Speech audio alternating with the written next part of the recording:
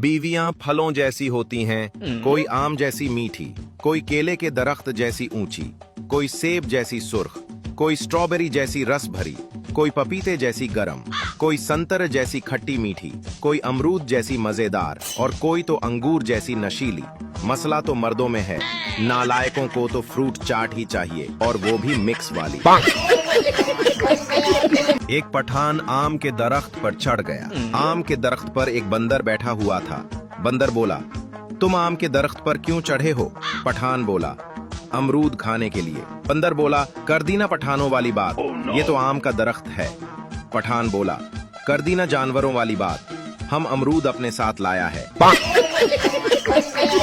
एक मुर्गी ने बाज से शादी कर ली। मुर्गा बोला, हम मुर्गे मर गए थे क्या?